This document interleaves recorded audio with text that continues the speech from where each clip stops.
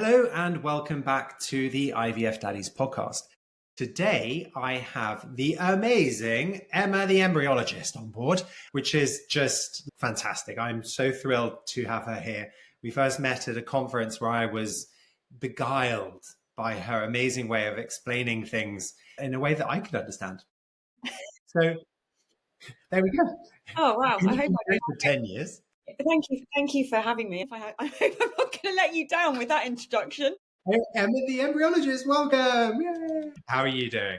I'm good, yes. Busy day. I've taken a day off work. Most people take a day off work and go and get a massage. I take a day off work and I have just been stood in front of 217-year-olds in a senior school talking about their reproductive health. My daughter's 11 now, so I do her school, and I did the girls, just the females. And then one of the girls in the last time I did it said, "Why are the boys not here?" And I thought, that, my friend, is a very valid point. So I've just done it to 217-year-olds, both.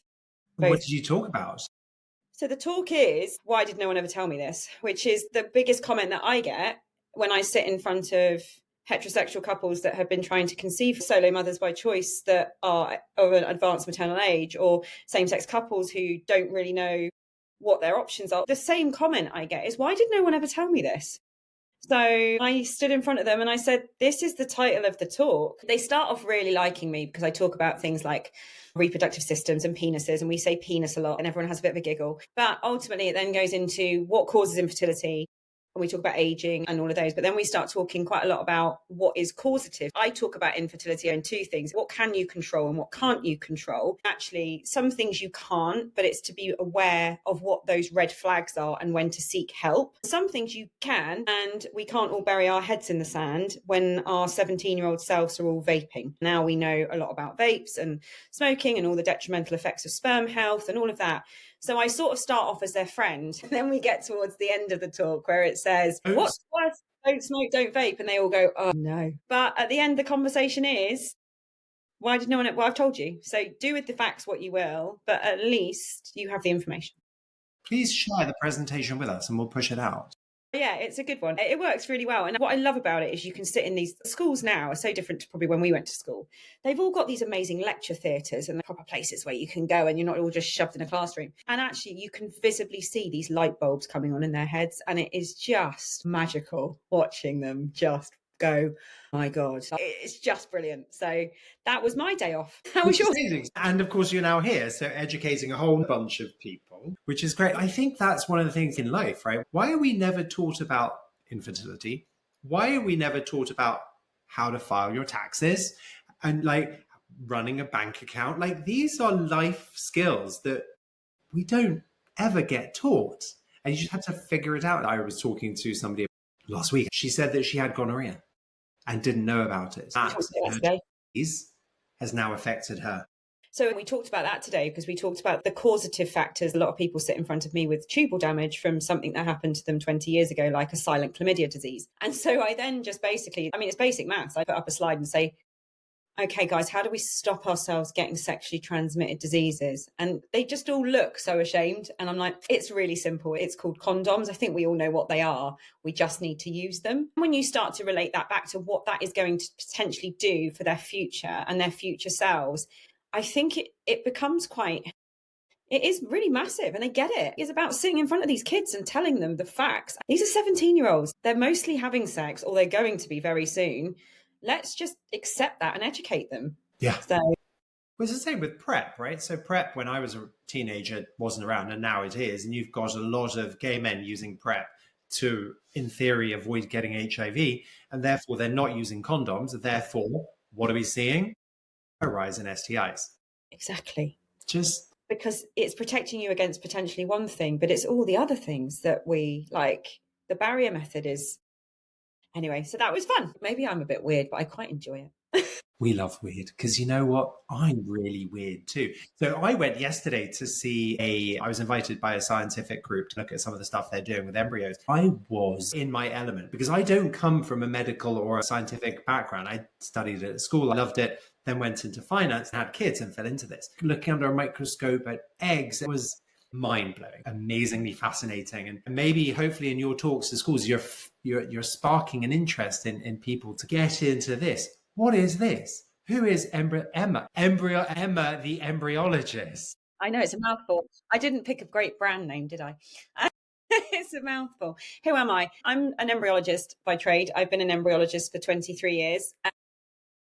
I started in the NHS in London. I then took my career into one of the biggest fertility clinics in the UK, where I spent 13 years. I had my own very difficult road to parenthood during that time. What happened, very much like you, Richard, it's like you have these, you become a parent and you definitely change your perspective on certain things that matter and don't matter and all of that. And I realized what really mattered to me after this 13 years in a really big clinic. An embryologist is the person responsible for the eggs and the sperm and creating the embryos that help you have IVF, freeze your eggs, freeze your sperm. Anything that involves an egg and a sperm outside of the human body is what an embryologist is doing. We can pause at the egg and then create embryos. We can genetically test embryos. We're quite clever. We're also quite handy and dexterous with our hands, but we're also very scientific. So we're always about what causes infertility, what can we do to help the journey, all of that. So that's an embryologist. And when you're in a big clinic, that can feel a little bit like being on a conveyor belt, because instead of getting to know the patient, you can just be knee deep in 15 egg collections a day. You might not come up for air. I realized after my own pretty awful road to having my two beautiful children that I wanted to be a bit more of a support network for patients. I had all this knowledge and I was like, oh my God, I've got all this knowledge in my head about what's right, what's wrong, what we should be doing, what we shouldn't be doing. The patients deserve to have a level of insight so that they can make informed decisions. So I left the big clinic and I went to where I am now, which is the Evewell Fertility Group, where actually the whole ethos is we are small by design. The idea of being small by design is that we never actually have so many patients in the building that we can't do that individualized care in fertility treatment wherever we are. We end up getting big and we end up trying to get patients to fit into protocols rather than getting protocols to fit to patients. People are different. Everyone's got different needs. Why are they in front of you? What do they want? What are their family goals? I realised that actually it needed to be small. I had this unbelievable passion to just start talking at people like you. So here we are. I'm still an embryologist. I still work full-time. I'm a laboratory director now. I've got a team of 14 embryologists that I look after who are all absolutely epic humans. I love my team. I'll be honest, we recruited by passion rather than skill. I can teach you skill. I can't teach you what's within. So the whole team's very much in the ethos of patient first, like trying to explain stuff, making sure they're on the journey. Thankfully, the Evewell have been completely supportive of this inherent need I've had to talk at anyone that will listen. And here we are. A bit like me. In fact, that was why I wrote this. Yeah, Exactly. These are the twins. They don't look like this anymore. But that's the thing. It's that passion, that internal desire to help people who don't know what they don't know. It's like, how are you going to ask a question if you don't even know the answer? You're asking the question. Yeah. And you don't know why you're asking it. So to even formulate an answer in your head, that's what we do, right? So help you understand it. Let's tuck into bed. Do you remember back in the day? You could have them under the duvets, a bit like the breakfast that used to be on Channel 4 in the UK. Right? Yeah. Can we do that? Should we do that? Let's do one of those. For those of you listening, sorry, we've gone on a tangent, but we're going to bring it back. Great idea. So one of my things that I understand now, but really I find quite annoying, if I'm brutally honest, is success rates. People quote success rates left, right, and center. Look at us, we've got 100% success rate. As an embryologist, as a lab director, as somebody who is involved in this, can you explain a bit about success rates? It's such an untapped topic and it infuriates me to the core of what you've just said, that someone is able to put something on a website and say they've got 99% success rates but not have to tell you that's from 2 cases. You've won 2 things. What's the N number? For anyone that knows anything about science, the N number is the number of cases you're talking about, and it has to have weighting.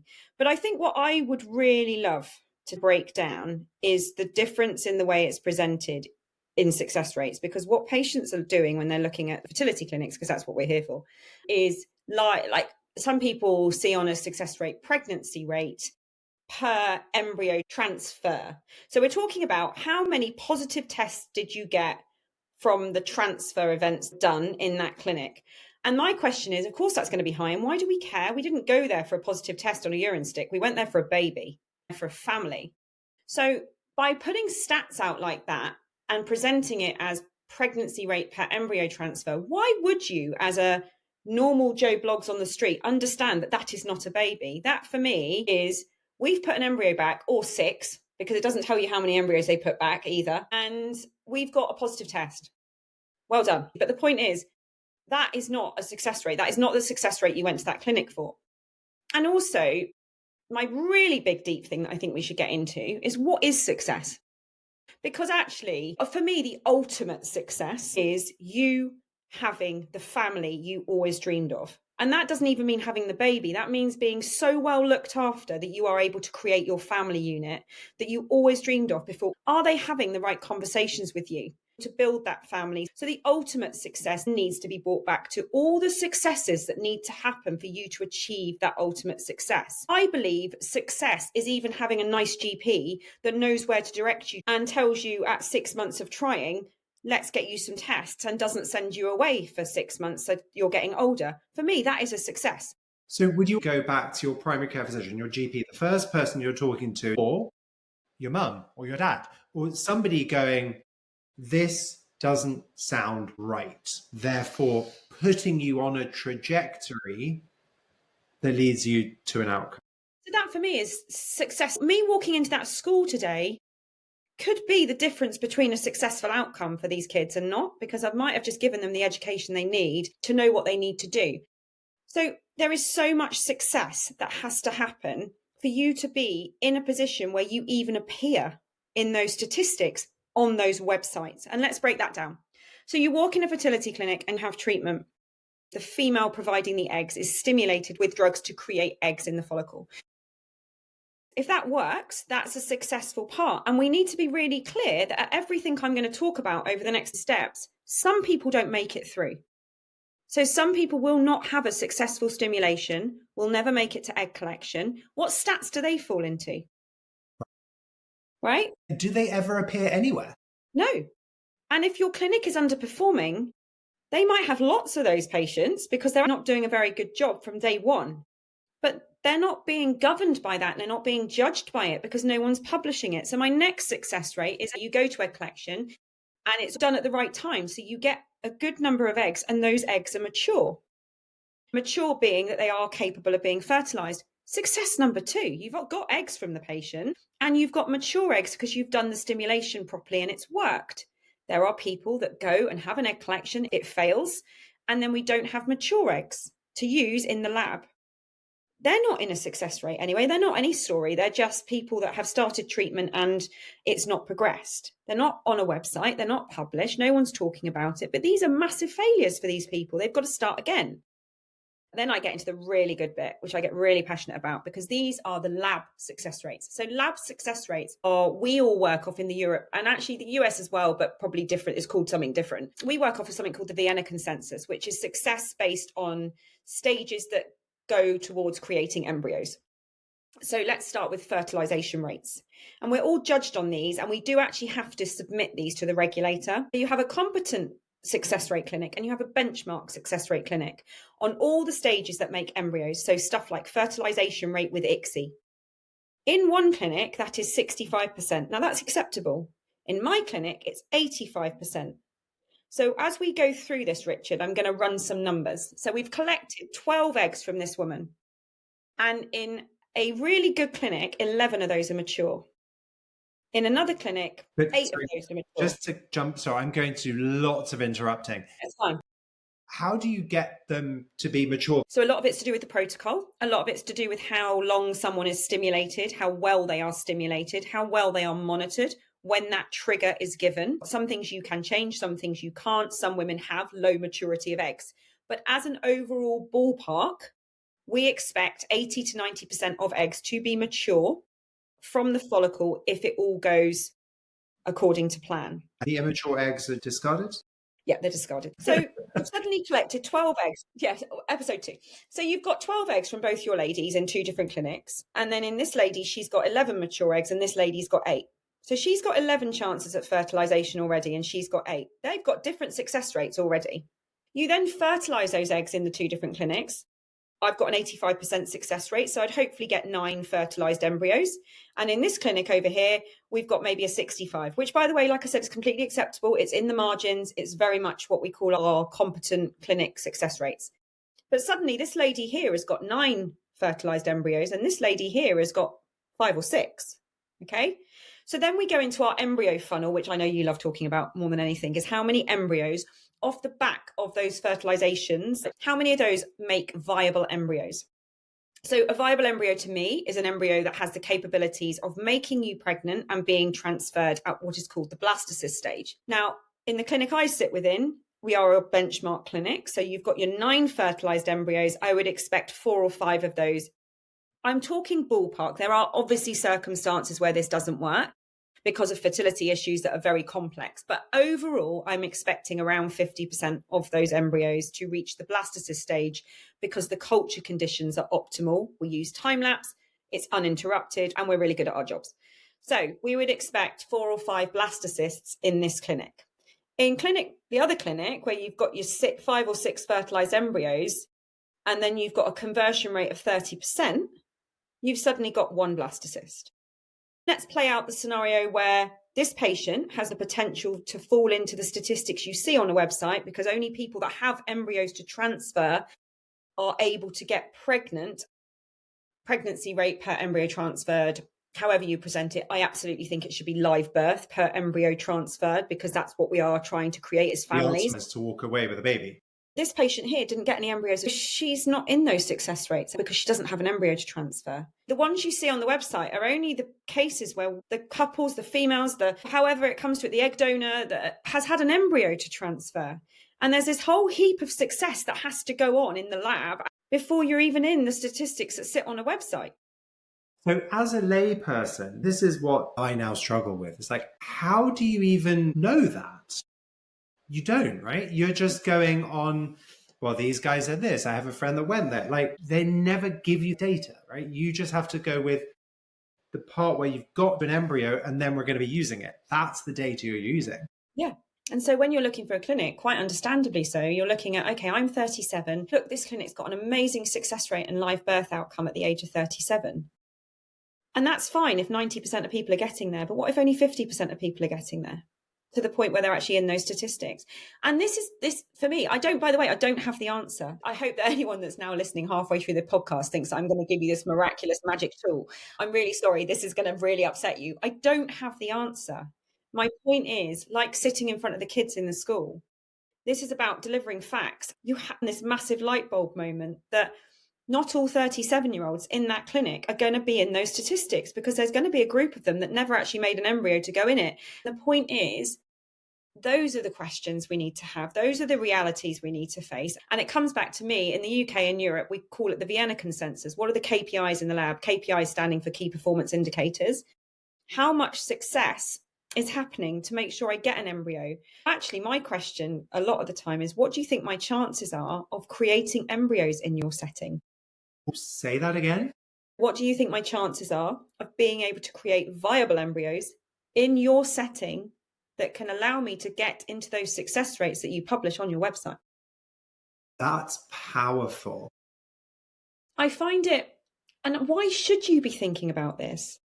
But I am. We assume that people are on our side and they're looking after us, and these are doctors and nurses and embryologists, and they're going to be telling us what we need to know.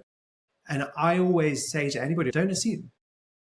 Come to the podcast and we'll give you the questions to ask. This is exactly what I want to get out of today. Here are 2 or 3 questions that you need to ask when you are talking to that team.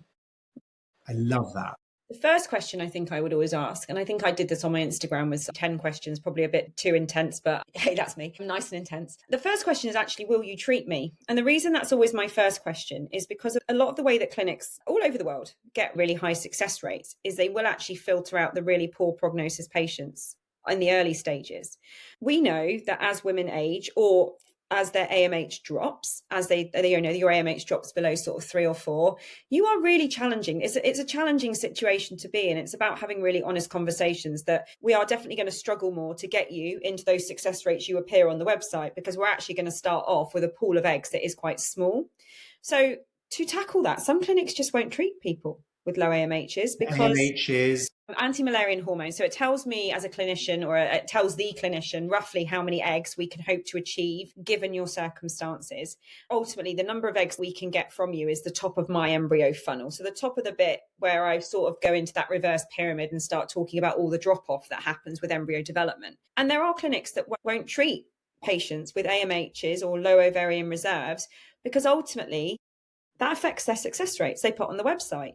So my first question that I think everyone should be asking is, will you treat me with my demographic, with my personal circumstance? Will you treat me? Secondly, can I have context-driven ideas of what my chances look like so I can make informed decisions? So that leads me to a question of, you go into a clinic, you're 42, will you treat me? And the clinic says yes, because it's the right thing to do. But they know that's ultimately going to affect their success rate. So potentially they have a lower success rate at the end of it because they're doing the right thing by taking you on board. I stand there as one of those clinics and take that hit. But as that person in that clinic that takes that hit, I don't believe it is a hit because it's the right thing to do. Equally, what infuriates me is that you are then seen as lesser because your numbers don't match the others.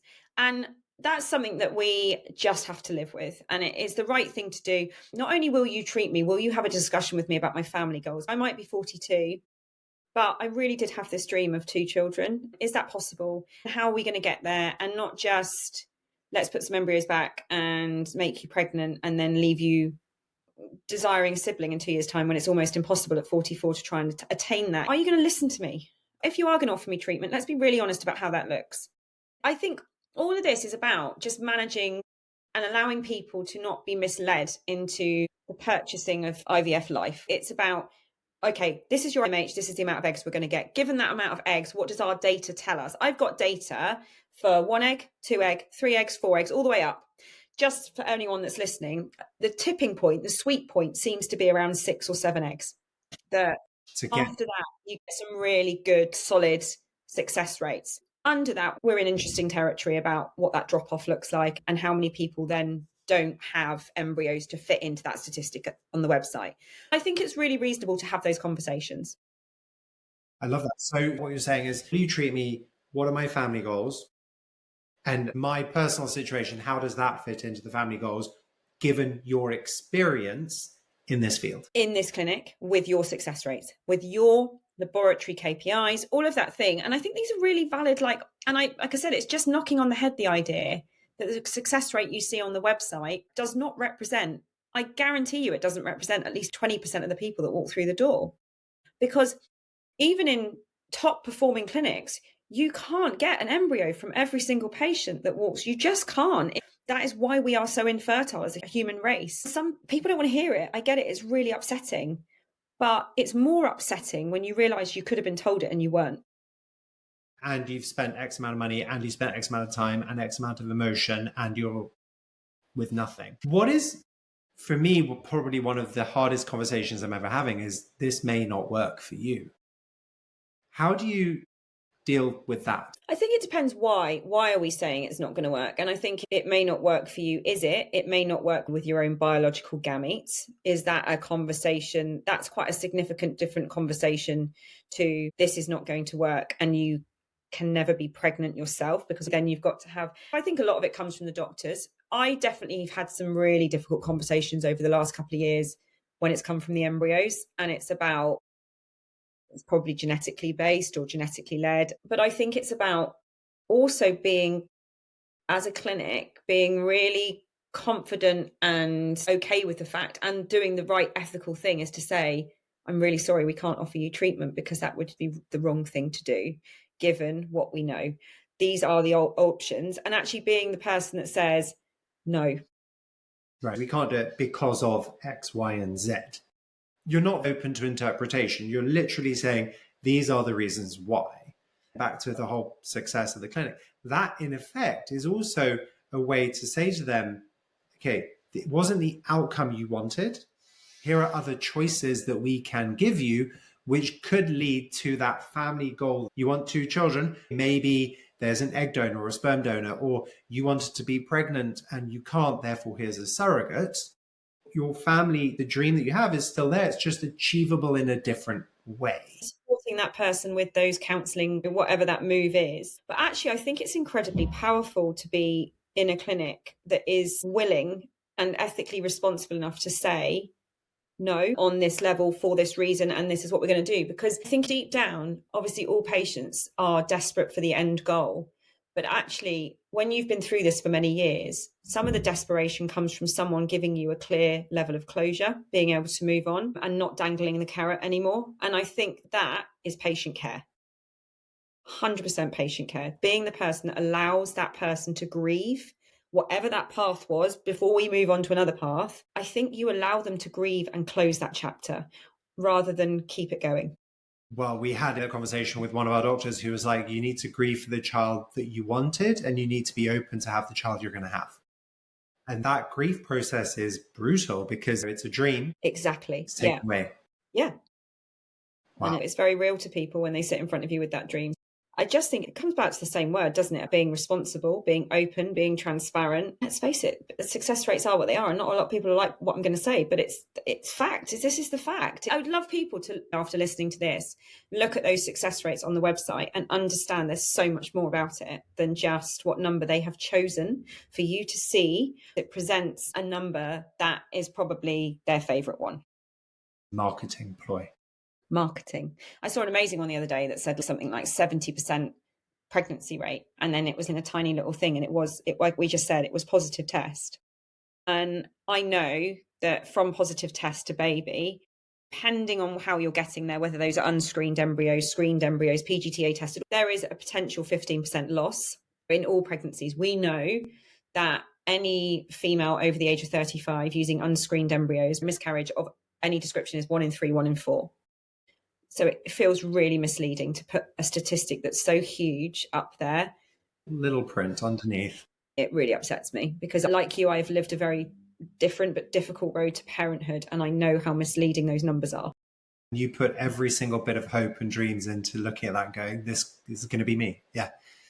Okay, wow. So let's end on a positive note. Another top, I hope that's red wine. Please tell me it's red wine. Squash. It's 2 over. Can we literally do an interview in bed with a glass of red wine? Yeah, let's do that too. I love that. Give me one more really powerful question that people can ask when they walk into a clinic. Oh, what was my other one? Will you treat me? Is the other one I've got. Do you know what? You've just plucked my head and it's just gone. Talking about wine, that's what it was. No, I know. I love wine. So I think how will you support me? Is one of my other ones. Is what, how are we going to communicate? How are you going to support me? All of those things feel very, very powerful. What would you say? That was a good question. Well, I think absolutely. Who is going to be the team around me? Is there going to be open and clear communication? Is there going to be empathy? Is there going to be somebody that I can call when there's something that's not going, or send a message to that gets back to me? Because I think one of the things that I hear a lot is I sent a message and then 3 days later somebody replied. That's 3 days of spiraling. 3 days of what is going on? Is it me? Is it this? I lived this, and I know that when I had a question, I was always, why? And then the answer reply. And sometimes actually what really bothered me was when they're like, oh, we'll tell you when you need to know. I'm like, oh, I'm asking you because I want to know now, not in the future. But I think team is really important. That team around you, they become your support network. Yeah, because also who are you going to see in each cycle and all of that? I know another one for me is when you are looking at those success rates on websites, when you interrogate those success rates, if you see something that says outcome per embryo transfer, which is the event, my question to a clinic is, what is your multiple birth rate? Because if someone has got a really high multiple birth rate, it means they're putting multiple embryos back to achieve high success rates.